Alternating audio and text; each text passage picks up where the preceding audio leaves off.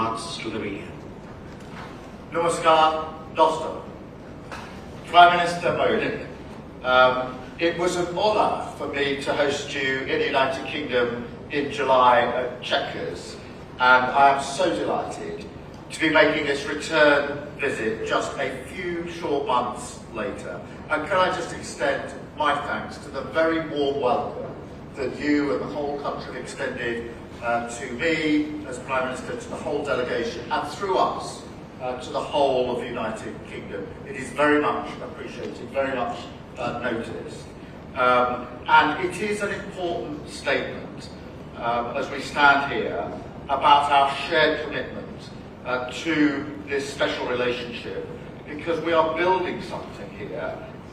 We're creating a new, modern partnership focused on the future and on winning the opportunities that it offers, and we're doing it together.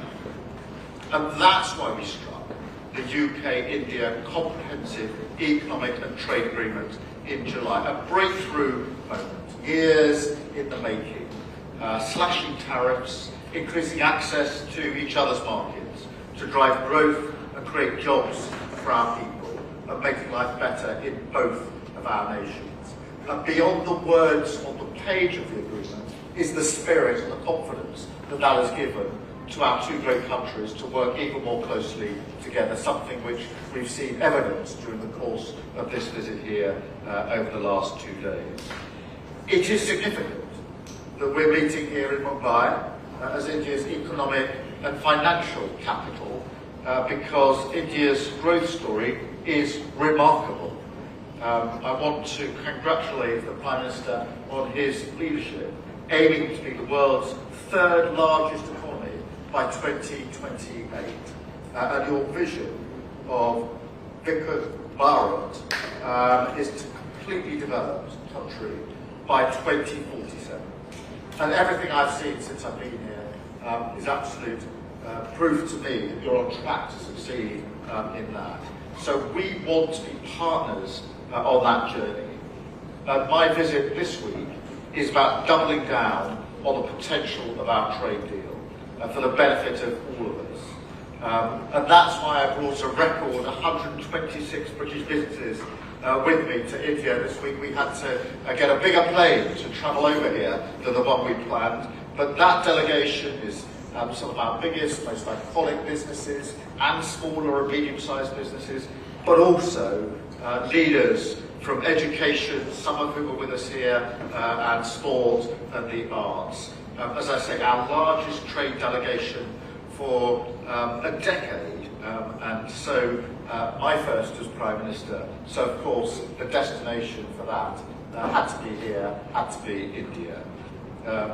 Later today, the Prime Minister and I will convene a renewed CEO forum, and that was much discussed yesterday as a direct channel for business. There was a real buzz in the room yesterday that this forum is going to have real life breathed into it to embody the agreement that we've already reached, to ensure that the deal does deliver the opportunities that we want to see. And we are committed to that. And when we leave India later on tonight, I expect that we will have secured major new investments, creating thousands of high-skilled jobs in the sectors of the future for both of our nations.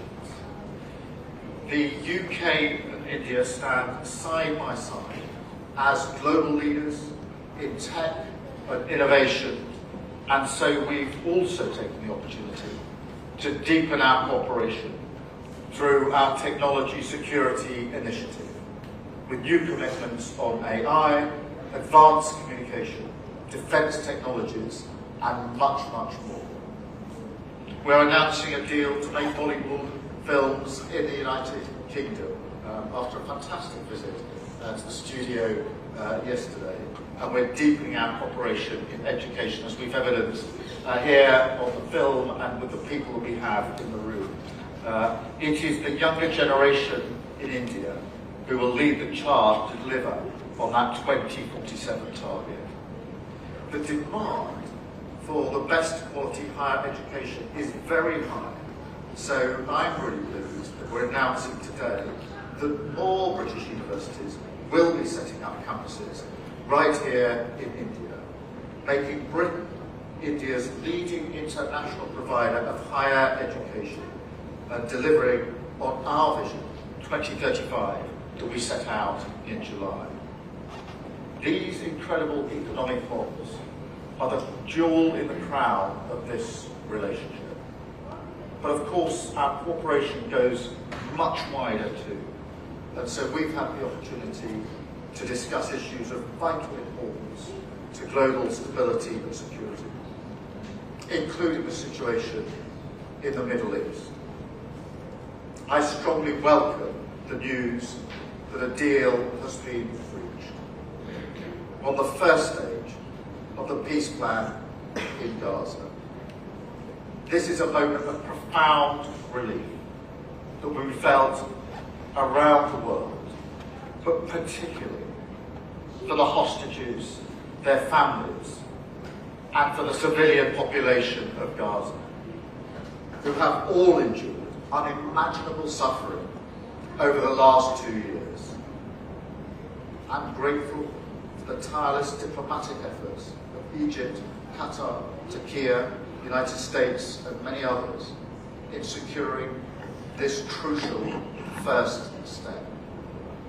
This agreement must now be implemented in full, without delay, and be accompanied by the immediate lifting of all restrictions on life-saving humanitarian aid to Gaza.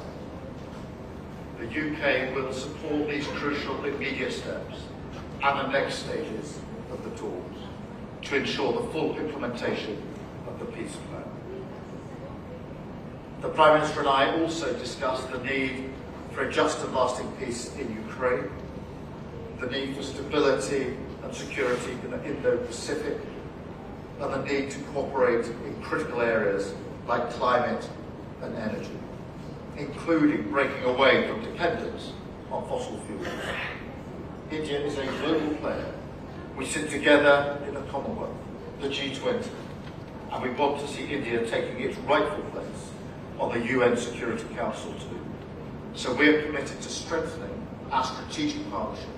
And in fact, as already been mentioned, our Carrier Strike Group is here in India right now, exercising with the Indian Navy, showing the strength of that relationship on defence and security, which we've discussed this morning. We want to take even further.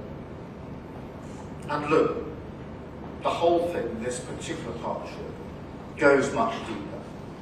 Because in the end, it is about people.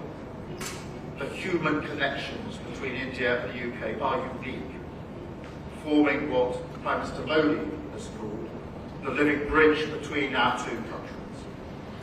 A bridge between people, a bridge between hearts, and in that spirit, Prime Minister, I want to express my deepest sympathies to all the victims of the Air India crash earlier this year. A terrible day and a tragedy for both of our nations. And it showed, frankly, that we are family. And I am proud this week that we're taking this incredible partnership between our two nations and making it stronger than ever for working people on both sides of that bridge. Finally, I'd like to take this opportunity as we enter the festive period to wish the people of India joy and happiness and a very happy Diwali. Diwali ki shubh kam inai. Thank you.